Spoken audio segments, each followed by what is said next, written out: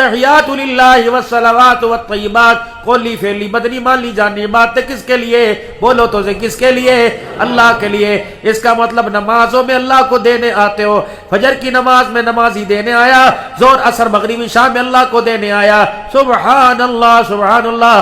فجر سے پہلے ایک تہجد کی نماز ہے، یہ نماز اتنی لاڈلی ہے، 5 نمازوں میں بندہ اللہ کو دینے آتا ہے، اور تہجد کی نماز میں اللہ بندے کو دینے آتا ہے۔ میرے محترم دوستو بزرگوں، کوشش کیا کرو ان راتوں میں 5 منٹ اللہ کے نام پر لگا دیا کرو۔ ان راتوں میں 5 منٹ اللہ کو دے دو، صرف زیادہ نہیں، 10 منٹ نہیں، آدھا گھنٹہ نہیں، 5 منٹ اٹھے، استنجے میں گئے خانے میں 2 منٹ، 1 منٹ میں وضو کیا اور 2 رکعت نفل پڑھے، اور بس یوں ہاتھ کیے۔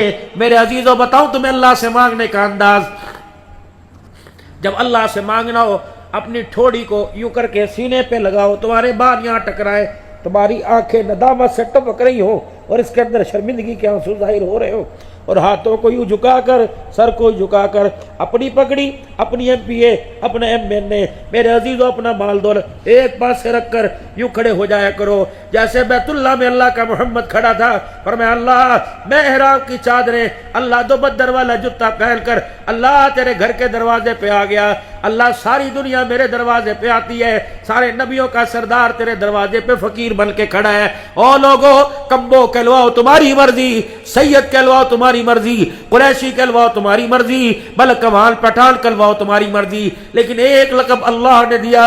اللہ اپنے بندوں کا دشمن نہیں ہے، اللہ اپنے بندوں سے پیار کرتا ہے۔ پتہ ہے اللہ تمہیں کہاں دیکھنا چاہتا ہے؟ یا ایھا الناس انتم الفقراء الی اللہ، اے بندے امیر بعد میں تم فقیر ہو، وزیر بعد میں تم فقیر ہو۔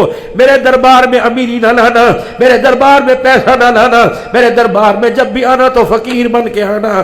دروازے پہ فقیر کھڑا ہوتا ہے، لوگو اس کی صدا کو دیکھ کے نہیں، اس کی حالت کو دیکھ کے جولی بھری جاتی ہے۔ میرے دربار میں جب آؤ گے ایسی ادا لے کے آنا، تمہیں مانگتے ہوئے اللہ اکبر مانگتے ہوئے رزق آ جائے، مجھے دیتے ہوئے ترس آ جائے۔